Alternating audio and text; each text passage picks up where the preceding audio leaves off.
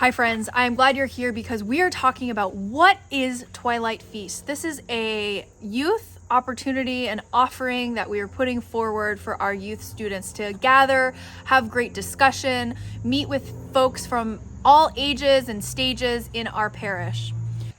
So our guest coming up on October 16th is Beth Confrancisco. Welcome, Beth. Thanks for being here with me. Thanks for having me. Tell me about your dress. Oh, this is, if you look closely, these are little haunted houses. So we have a spooky Twilight Feast coming up, and it seems perfectly fitting. Not only is this something Beth cares about, but perfectly fitting for the season of October. So Beth, tell us a little bit about yourself and your role here at Trinity. So my title is Administrative Coordinator.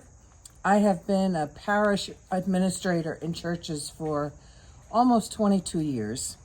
I've been at Trinity for almost 3 years. And I actually believe that God created me to do this work. All my professional career just kind of led me to here. And I am a church lady. I was born just before my father graduated from seminary. So I've been a church lady my whole life. And it just, as much as I did not want to be in ministry, here I am. And you might think, she works behind a desk in the office. How is that ministry? But I am ministering and I am pastoring to everybody that comes into my office. Absolutely. The copier guy, my salespeople, strangers off the street, parishioners, other staff. It's just, it just kind of happens naturally.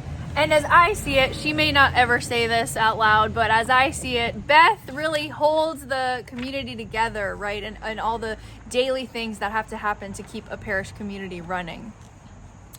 And we are so grateful, Beth, that you are here and that you share your life with us in this way. Thank you. Yeah. Thank you. What is something about your life or faith journey that you want to share with us, with the students and with us?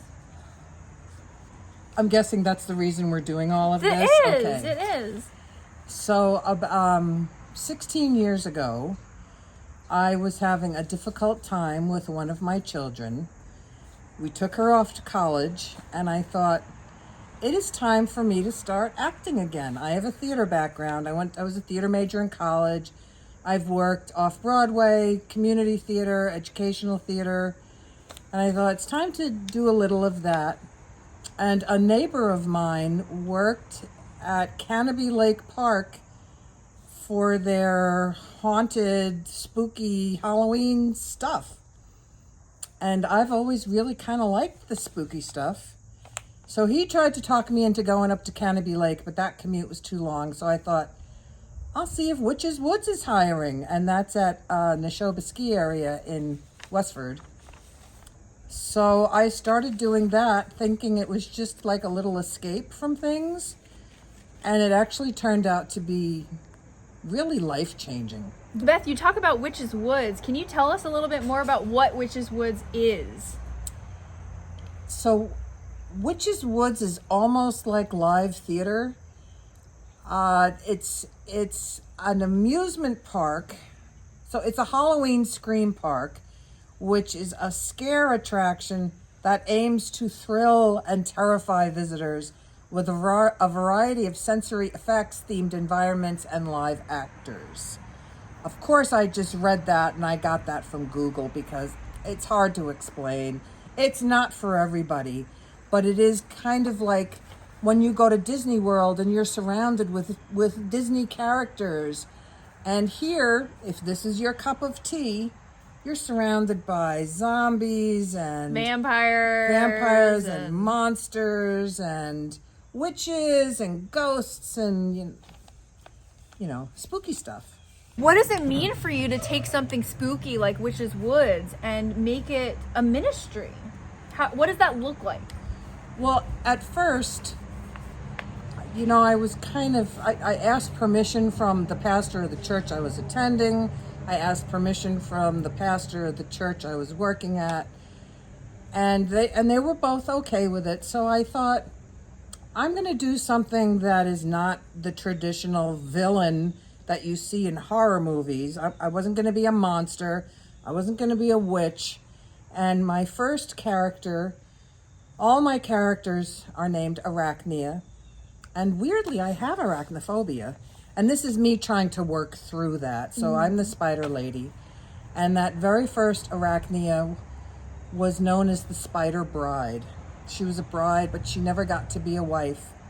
And her story was, and this happened like in around 1800, she fell in love with a boy from church, and they were going to get married, but there was someone else who had her eye on him, and she did not like that Arachnia and Edward were getting married, so she filled Arachnia's wedding dress with poisonous spiders, and when Arachnia went to get dressed, a lot of them bit her, and poor Arachnia's father came to, walk her down the aisle, and she was just covered with webs, and she was dead, and so she started haunting the woods that she was in.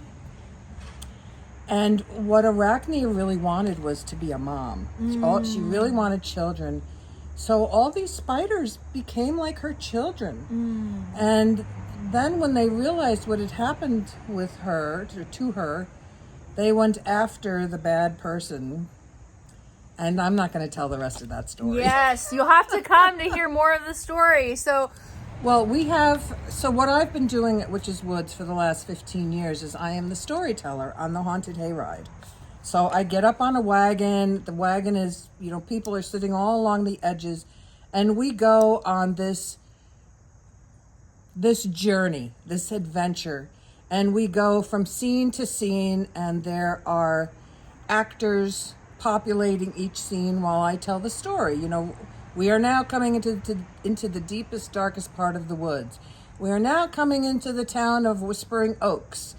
We are now coming into the Fairview Cemetery.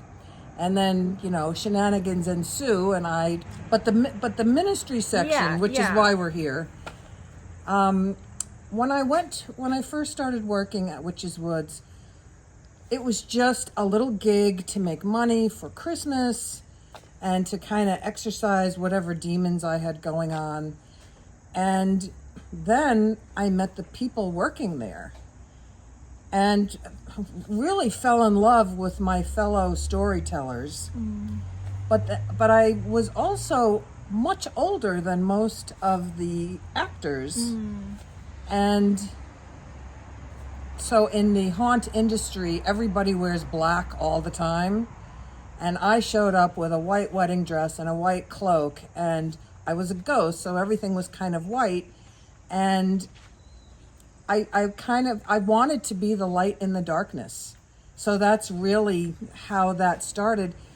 And the actors, particularly the ones on the hayride, listened to the story, and here was this mother figure who with her spider children, and people started coming to me for conversation. When they figured out I was a church lady, a lot of them were asking me to pray for people. There were a lot of questions about my faith, about their faith. No, it sounds like you really became like a mentor to these folks in some ways, and a friend. Well, a lot of the cast refers to me as mom, including like the management. I'm the woods mom, the cast mom, which is sweet. Yeah. And without any expectation, they turned out to be a very, really supportive community.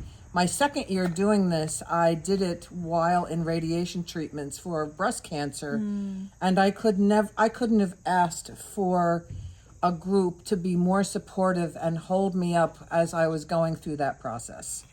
So if there is one thing that you'd want to express to our youth about ministry in these sort of unexpected ways, what encouragement might you give to them in terms of being ministers wherever they are? It doesn't necessarily have to be something intentional that you're planning to do. Sometimes you're just being you in your setting, and you find that you have opportunity for conversation, and you can just show up and be your actual self and have those conversations, God will use you as a vessel to help others. I have hugged a lot of people as their parents die, as they, job loss, relationship loss, pet loss. Well, we hope that you come and join us for more stories from Beth Arachnia, Mrs. C, happening on October 16th from 5 to 7. We hope to see you here. In costume, please. Oh, yes, because in costume. I will be. Yes, in costume.